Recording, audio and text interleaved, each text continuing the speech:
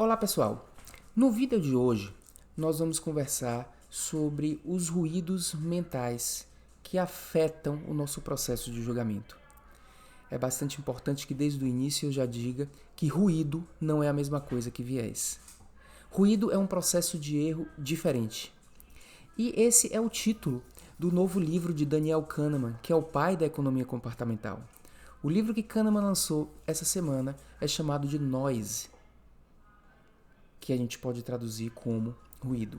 Enquanto a obra de Kahneman, que permitiu a premiação Nobel para ele, foi baseado nos vieses cognitivos, agora ele puxa a nossa conversa para uma outra fonte de equívocos, uma outra fonte de interferência nos processos de decisão, que são os erros aleatórios.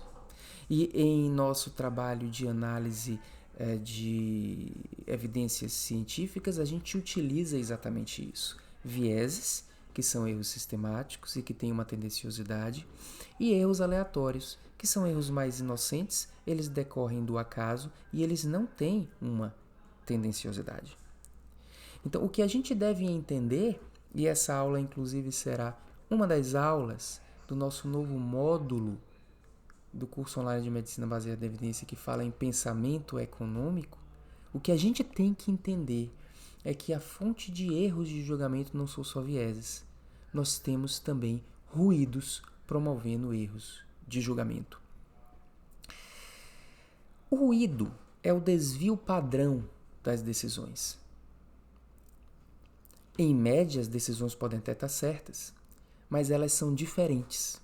Imagine uma máquina que vai fazer uma medida fisiológica, tá? Uma medida da pressão arterial da pessoa naquele momento. E essa máquina está perfeitamente calibrada. Ela não mede a pressão, ela não superestima, nem ela subestima a pressão de uma maneira sistemática. Mesmo assim, cada medida da pressão arterial será diferente entre si, ou seja, haverá uma variabilidade das medidas.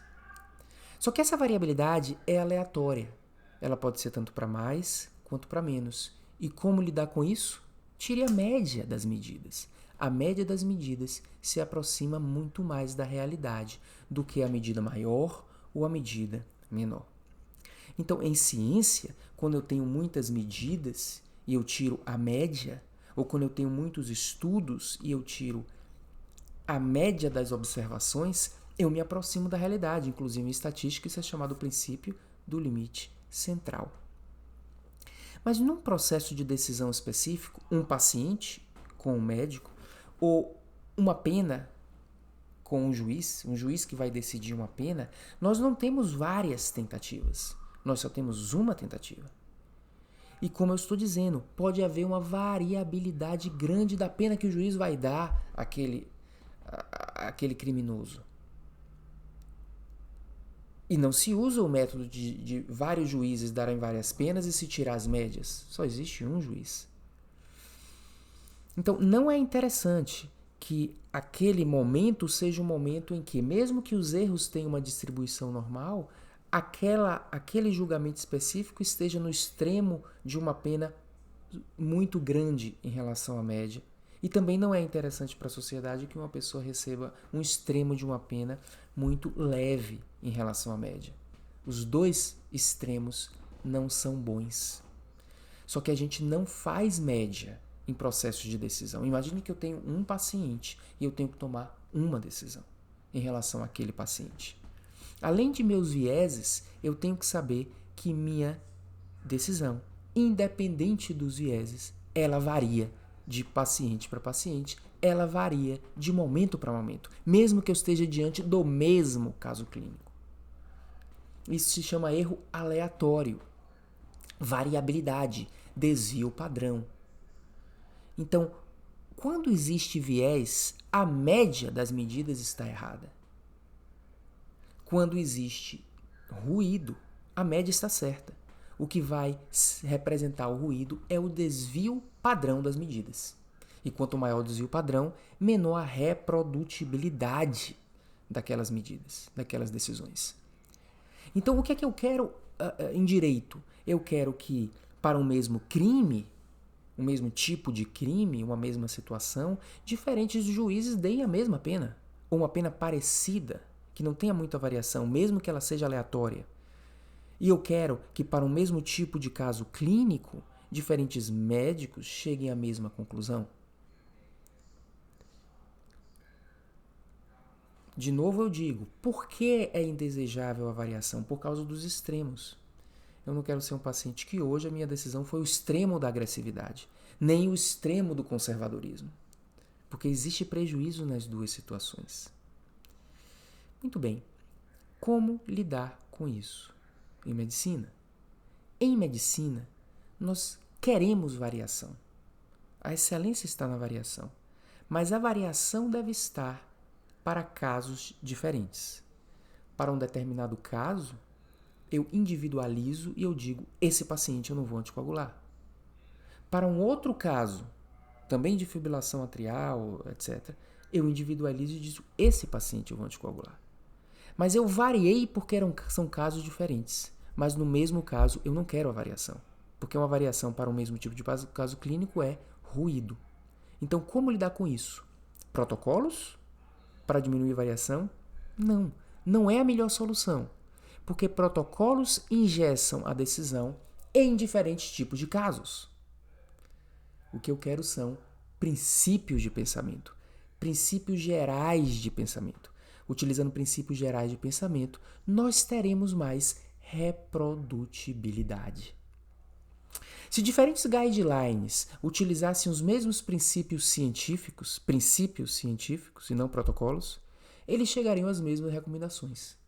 Se diferentes médicos utilizassem os mesmos princípios da medicina baseada em evidência, eles chegariam a recomendações parecidas para o mesmo paciente.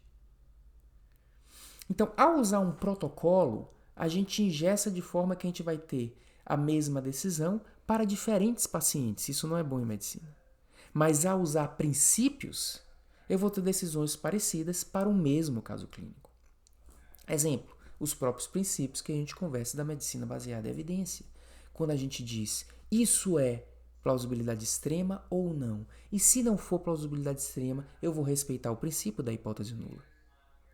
Eu estou sistematicamente usando o mesmo método para que eu não fique seduzido ou para que previna a variação da minha decisão. De um dia eu estarei mais baseado em evidências e outro dia eu estarei menos baseado em evidências, ou diferentes médicos têm um mais baseado, outro menos baseado. Outro exemplo, a gente pensar primeiro probabilisticamente e adiar a intuição. A intuição deve estar presente, mas ela deve ser a última a entrar.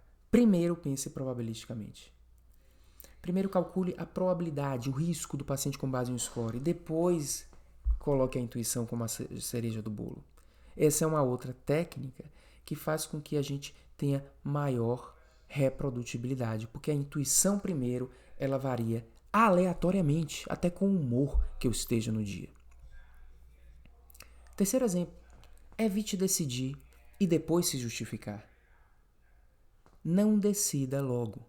Pense, primeiro justifique, depois decida. Inverta esse processo. Então, essa técnica aumenta também a reprodutibilidade da minha decisão. De onde vêm esses erros aleatórios? Eles vêm de vieses aleatórios. Por exemplo, é descrito que em dias chuvosos os juízes dão penas mais longas. Isso é uma espécie de viés que surge ali. O humor da pessoa enviesa ela. Mas é aleatório. É aleatório porque um dia vai ser chuvoso, outro dia vai ser ensolarado. Não é uma coisa que vai acontecer de forma sistemática. Então, por trás dos ruídos ou dos erros aleatórios, existem vieses. Só que são vieses que vão e vêm. E que um anula o outro. E que se você tirar a média dos erros, você vai ter um acerto. Essa é a característica dos ruídos. Então, embora a gente converse muito sobre vieses cognitivos, nós precisamos estar atento também em relação não só ao erro ou acerto, mas em relação à reprodutibilidade das nossas decisões. Mas não podemos confundir a importância, o tipo de reprodutibilidade que a gente quer. Nós não queremos perfeita reprodutibilidade, ou seja, a mesma decisão, para casos diferentes. Aí a gente quer variação, mas para o mesmo caso, nós não queremos variação. E o que resolve, portanto, não é engessar a decisão, mas é o pensamento baseado em princípios, que é exatamente o cerne do nosso processo didático de pensamento médico, que é a utilização dos princípios da medicina baseada em evidências e dos princípios de pensamento, que utilizam muito a ciência comportamental criada por Kahneman. O livro de Kahneman dá muitos exemplos e dá os exemplos também médicos. Ele tem a percepção de que uma das áreas onde existe muita variabilidade de decisão e isso é indesejado é a própria área médica. Então, estejamos sempre atentos para ruídos, porque não existem só vieses no processo de decisão.